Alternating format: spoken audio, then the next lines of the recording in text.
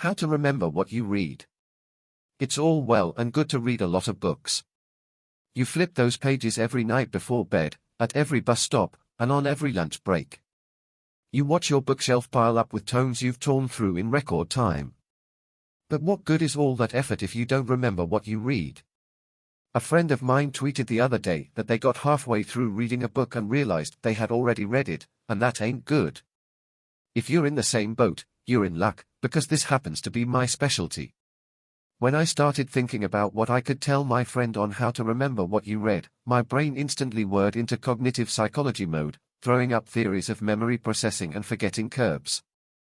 The fact that I remember any of that stuff I read in textbooks over 5 years ago, should be the proof in this video pudding.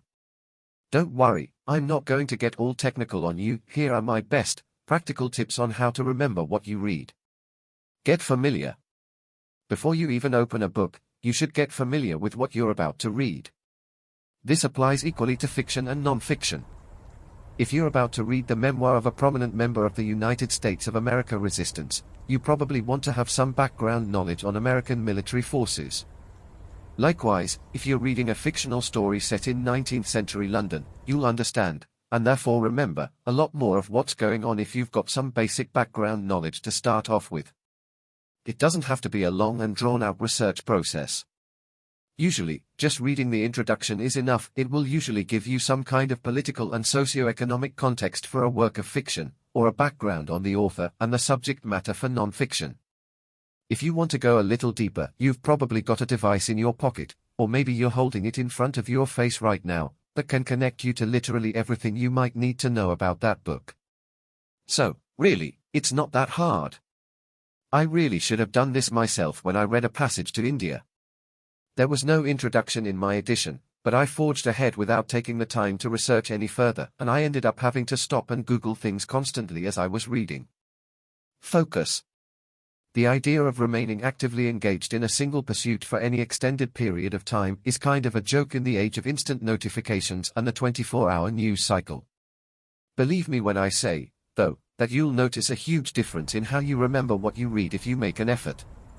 Don't have the TV on in the background, don't check your phone, don't cook dinner with one hand and hold your book with the other. Besides being bad for memory, that's just dangerous. Even if you can only give 20 minutes of focused attention per day, or 10 minutes, or 3 precious minutes before your kids wake up, do it. Take whatever time you can to focus wholly and solely on what you're reading. In fact, it's probably better to do it that way. Even without modern distractions, the average human brain has trouble staying completely focused for long stretches, but finds it relatively easy to maintain focus for shorter periods of time. Find whatever time period is optimal for you, and commit to using it for focused reading every day. Sure, it might take you months to get through a book if you're reading it in 10-minute bursts, but so what? It's a huge mistake to get all hung up on reading fast. Burning through a book quickly is actually detrimental to your recall. When you space out your reading, a few chapters here, a few chapters there, you force your brain to shift the new information from working memory to long-term storage, because you're going to need it later when you pick it up again. It'll stick around in long-term storage for a while, especially seeing as you're rehearsing the memory every time you go to knock out a few more pages. If you read the entire book in a single sitting, your brain doesn't need to store as much information. After all, you're not going to need to remember where to pick it up again. Your brain will abandon all that lovely gooey information in favor of something more valuable that it will actually need later. So, read in short, focused bursts, and you'll find you retain a lot more. Think about what you're reading. I know, this sounds laughably obvious, but hear me out. You'd be surprised at how many of us read passively, not really thinking about what we're taking in and just letting the words wash over us. That can feel really good, like mindlessly binge-watching 22 episodes of a 90s sitcom, but it's not great if you've set a goal of remembering what you read. So, what's the easiest way to engage your brain? Challenge it. Find ways to put it to work. Your brain is like a border collie. It wants work to do, and if you don't give it any, it's going to run off and find something else to play with, or take a nap in the sun. Try these tricks to get your brain into gear as you're reading. Ask yourself questions about what you're reading as you go. Why would the protagonist do that? Is it what I would do if I were in her shoes? What do I like about the way this author writes? What's the point that the author is trying to get across here?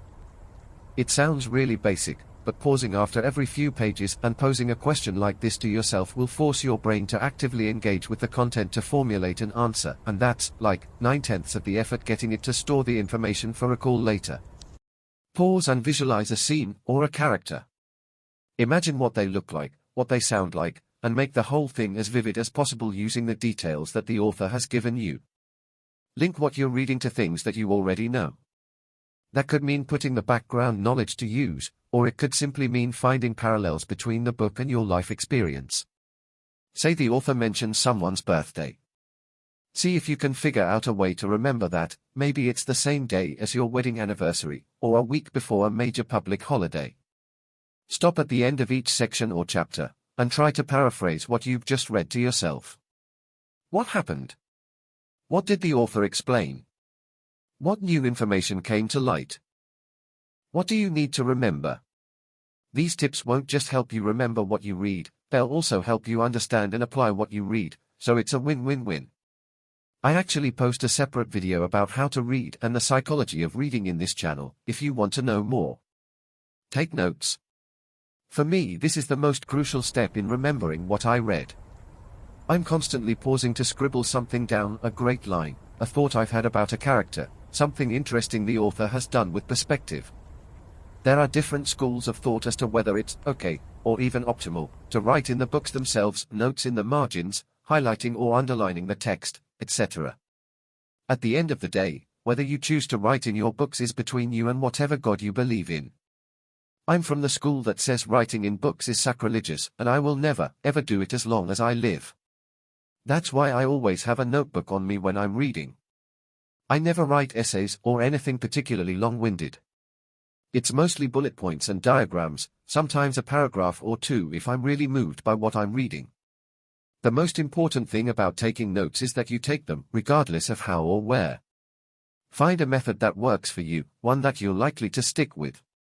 It might sound like a chore, but if your goal is remembering what you read, this is probably the best thing you can do. Writing information down helps you to remember it, whatever your learning style, whatever you're reading. Plus, you'll have the notes to refer back to later if the memory doesn't stick. Read out loud. If thinking about the book you're reading sounded too obvious, then this one undoubtedly sounds too silly. I mean, what kind of loon reads out loud to themselves, right? Loons that want to remember what they read, that's who. Reading out loud gives your brain additional ways to code and retain the information. In addition to remembering reading the words visually, you have the opportunity to remember hearing them and producing them with your own speech. This is particularly important if you're an auditory learner, who learns best by listening, rather than by reading, but it will be helpful for anyone. There are a number of other benefits, too. For instance, if you tend to read for speed, reading out loud forces you to slow down and really think about what's in front of you. You get bonus points if you reread and/or repeat crucial parts of books this way. I don't think it will come as any great surprise that repetition is great for strengthening memory. If there are particular parts of the book that you really need to lock in your mind safe, try reading them once and taking notes as you go, then going back later and reading the relevant parts out loud to yourself. Teach someone else, preferably a toddler. There are about a dozen different sayings and quotes about this, and they all boil down to the same thing. You'll understand and remember something better if you teach it to someone else. That's because your experiential memory is the strongest kind there is. You're more likely to remember something you experience than something you read, so you should really be taking advantage of that. Nobel Prize-winning physicist Richard Feynman's technique for remembering what you read included this vital step. The Feynman technique, creative name, A, includes choosing and learning about a concept, then doing your best to explain it to a toddler. That will help you identify any gaps in your own understanding, at which point you can return to your materials and review them until you're ready to try again. Clearly, it worked for him. The whole idea of explaining it to a toddler, rather than an adult, is that it forces you to condense your learning and simplify the concepts, ensuring that you truly understand what it is that you're passing on rather than just regurgitating fancy words. If you can't explain it to a toddler, you probably don't understand it well. If you don't have a toddler on hand, that's okay. You can still pass on your newfound wisdom. Participate in a book club, or talk to family and friends who have read the book, or comment on a blog, Whatever you choose, the very act of discussing the content with someone else gives your brain all the more opportunity to strengthen the memories by associating them with other things, the conversation you have and your experience of it. The more connections your brain makes between the content and your experiences, the stronger your memory and the longer it will last. Finally, choose wisely. Perhaps this should have come first, but I think it's a good note to end on: choose the right book. You're going to have a much better shot at remembering something you find interesting and entertaining than you will something that bores you to tears. Make sure you have a clear idea of why you're reading the book: for fun, for work, for curiosity's sake, and why you want to remember what you read, to apply it at work, to ace your exam, to improve your own writing. If you're just reading an overrated classic so that you can say that you did, or because everyone else is reading it, you probably have no personal stake in it at all. Your chances of remembering it in great detail won't be good. Move on to another book, one that's more suited to your tastes and circumstances and needs. You'll find that memory comes much easier. The quality of your reading matters infinitely more than the quantity of your reading. As I said in the beginning, it's all well and good to be the fastest reader in the world. But what are you actually getting out of those 10 books per week? Far better to take your time and really immerse yourself in a book that you love and get everything out of it that you can, don't you think? When you do that, and embed some really strong memories of what you read, you get to carry it with you for the rest of your life. Want to read more? Thanks for watching, and don't forget to subscribe to our channel and turn on the notification bell, so that you will get all our updates.